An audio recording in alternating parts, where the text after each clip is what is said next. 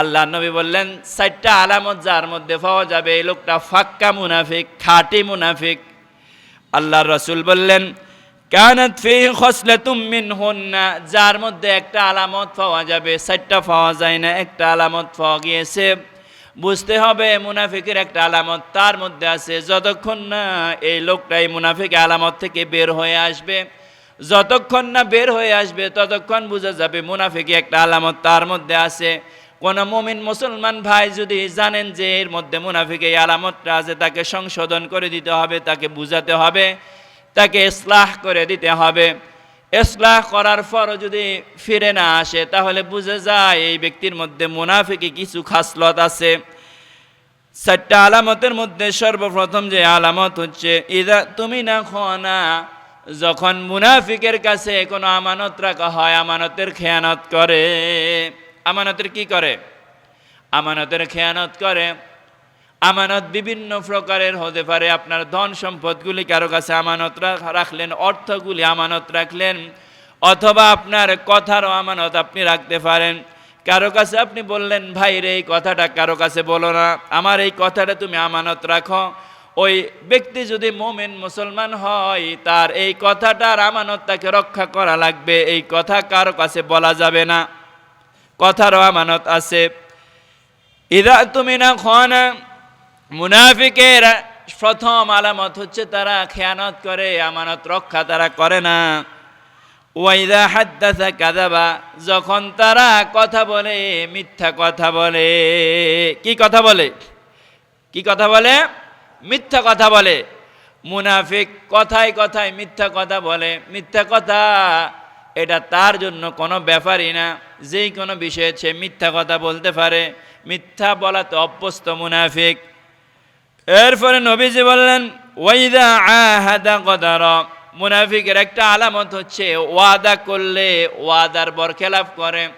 একজনের সাথে পাক্কা ওয়াদা করেছে যে ভাই তোমার সাথে আসি, তোমার কথা মতো তোমার এই ওয়াদাটা আমি রক্ষা করব, কিন্তু দেখা যায় ওই ব্যক্তির মধ্যে যদি মুনাফিকি থাকে মাত্র কয়েকদিনের ব্যবধানে তার ওয়াদার বরখেলাফ সে করে। এমন মুসলমান আছে কিনা? আছে কিনা? আমার সাথে ওয়াদা করলাম, একজন ভাইয়ের সাথে ওয়াদা করলো যে ভাই ওয়াদা করলাম, দেখা যায় কয়েকদিন যেতে না যেতে তার ওয়াদার আর কোনো খবর থাকে না, পরিবর্তন হয়ে যায়। আল্লাহর রাসূল বললেন এই ব্যক্তির মধ্যে মুনাফিকের একটা আলামত আছে, নাউযুবিল্লাহ। আপনি যার সাথে ওয়াদা করবেন ওয়াদা আপনাকে রক্ষা করা লাগবে, ওয়াদার বরখেলাফ করা যাবে না। ওয়াইদা খাসামা ফাজারা, মুনাফিকদের একটা আলামত হচ্ছে যখন জগদায় লিপ্ত হয়ে যায়, অশ্লীল ভাষায় গালিগালাজ করে।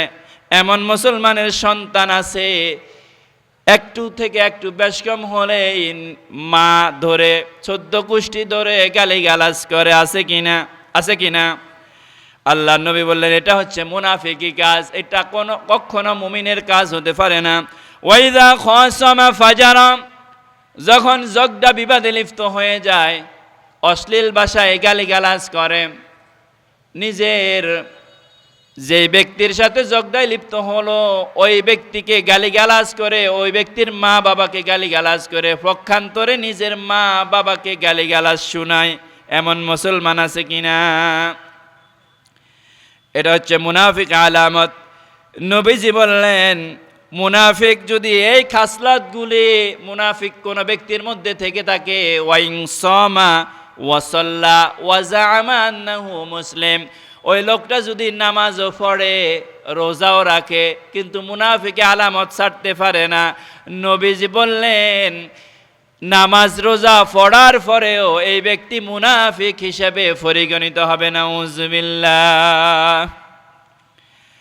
আল্লাহ রাব্বুল আলামিন বললেন কোরআন আল কারীমের 4 নম্বর সূরা সূরা নিসার মধ্যে আল্লাহ রাব্বুল আলামিন বললেন ওয়াইদা কিলা লাহুম তাআলাউ ইলা মা আনজালাল্লাহু ওয়া ইলার রাসূলি রাআইতাল মুনাফিকিনা ইয়াসুদ্দুনা আনকা সুদুদা।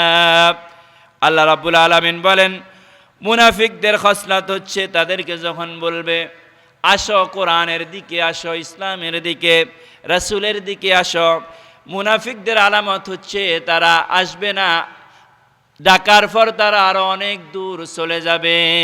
যখন তাদেরকে বলা হবে আসো ইসলামের দিকে, কোরআনের দিকে, রাসূলের দিকে, রাআইতাল মুনাফিকিনা, আল্লাহ পাক বলেন মুনাফিকদেরকে তখন দেখতে পাবে তারা ইসলাম থেকে, দিন থেকে, কোরআন থেকে আরো অনেক দূরে সরে যাচ্ছে। নাউজুবিল্লাহ।